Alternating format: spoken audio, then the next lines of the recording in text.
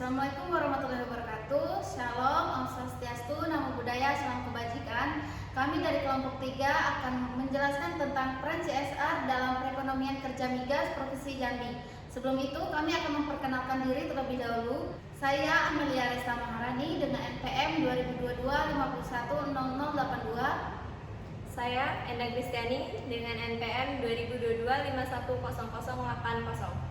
Saya Yunika dengan NPM 2022-510081. Saya Kristina Dalia dengan NPM 2022-510105. Apa itu CSR? Jadi sebelum kami pada topik pembahasan, kami akan menjelaskan terlebih dahulu apa itu CSR dan akan dibacakan oleh Endang Kristiani.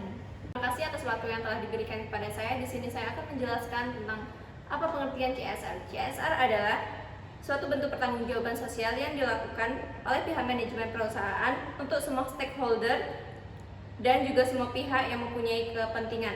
Bentuk tanggung jawab tersebut bersifat wajib. CSR adalah sebuah pertanggungjawaban yang sosial yang dilakukan pihak perusahaan untuk memberikan suatu manfaat kepada pihak yang ada di sekitar perusahaan dengan melakukan suatu program yang bermanfaat. Tujuan dari CSR: 1. Nama baik dan citra perusahaan. Tujuan utama dari pelaksanaan program CSR salah satunya adalah untuk menjaga citra dan juga nama baik perusahaan di hadapan masyarakat umum. 2. Menjaga hubungan baik dengan stakeholder. Tujuan berikut dari pelaksanaan program CSR yaitu untuk menjaga dan memelihara hubungan baik dengan stakeholder. Dengan program CSR yang dilakukan oleh suatu perusahaan, maka hal itu akan menciptakan sebuah hubungan yang sangat hangat dan bersahabat dengan lingkungan perusahaan. 3. Solusi untuk penyelesaian masalah yang terjadi di sekitar lingkungan. Adanya sebuah perusahaan di suatu tempat tentu akan melibatkan banyak pihak yang ada di lingkungan tersebut. Manfaat CSR untuk perusahaan.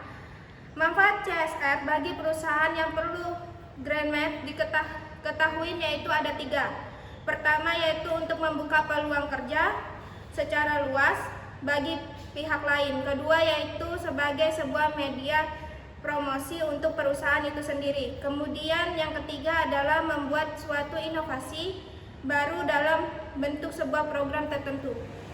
2. Manfaat untuk masyarakat umum, di mana masyarakat yang ada di sekitar perusahaan menjadi lebih diperhatikan dan juga terjaga.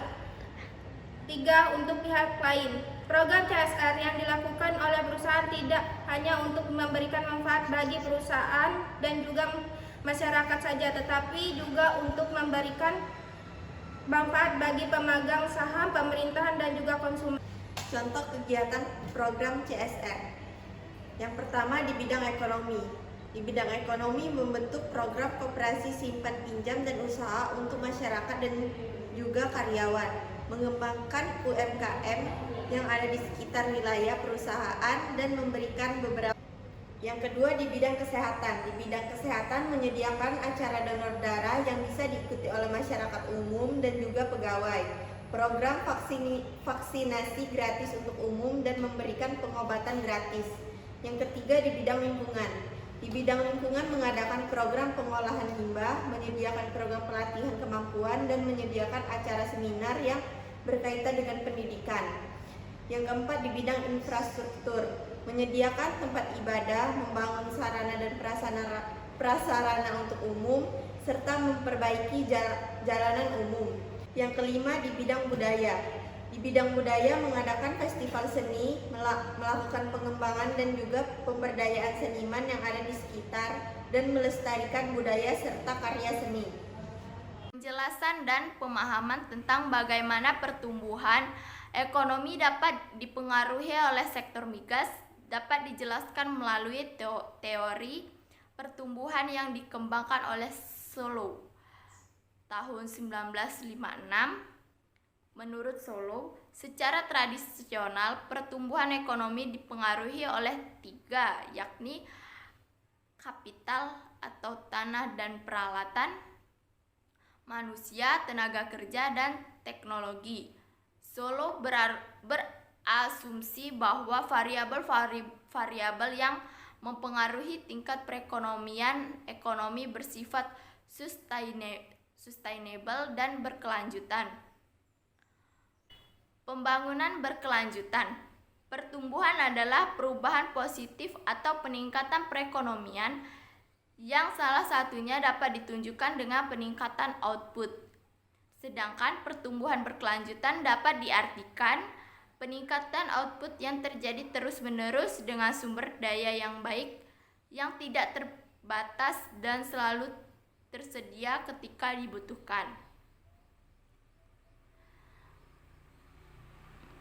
Laporan yang sangat terkenal ini dibuat oleh sekelompok ahli yang diketuai oleh Harlem Brundtland.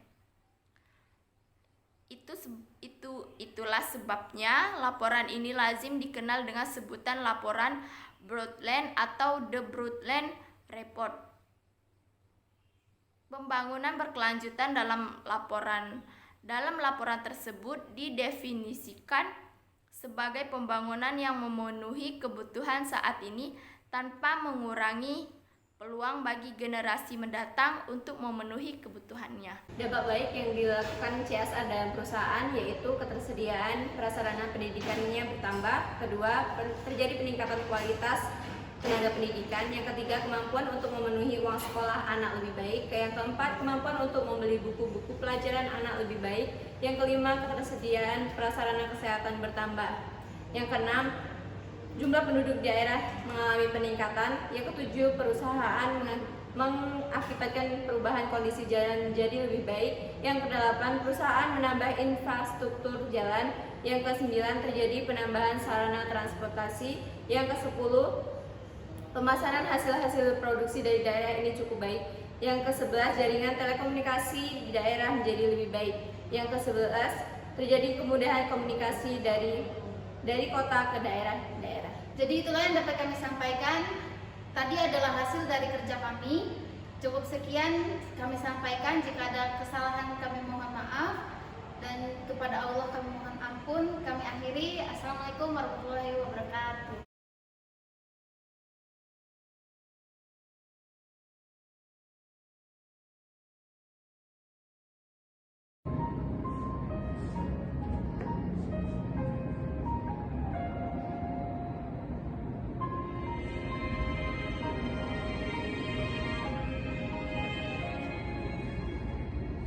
Aku tak mengerti apa yang ku rasa, rindu yang tak pernah begitu hebatnya. Aku mencintaimu lebih dari yang kau tahu, meski kau takkan pernah tahu. Aku persembahkan hidupku untukmu, telah ku relakan hatiku padamu. Namun kau masih diam sering bahasa, dan hati kecilku bicara. Baru ku sadari cintaku bertepuk sebelah tangan. Kau buat remuk seluruh hatiku.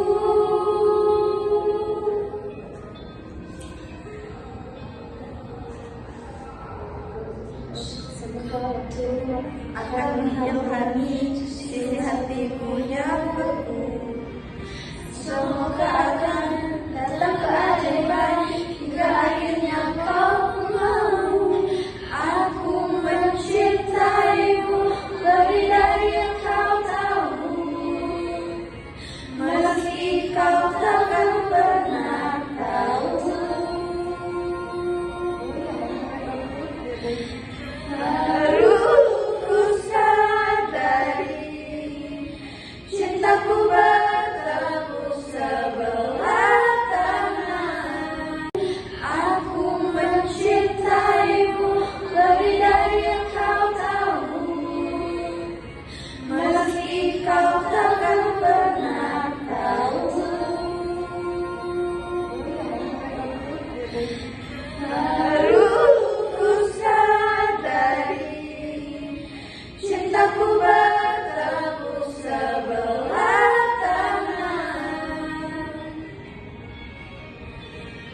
tahu.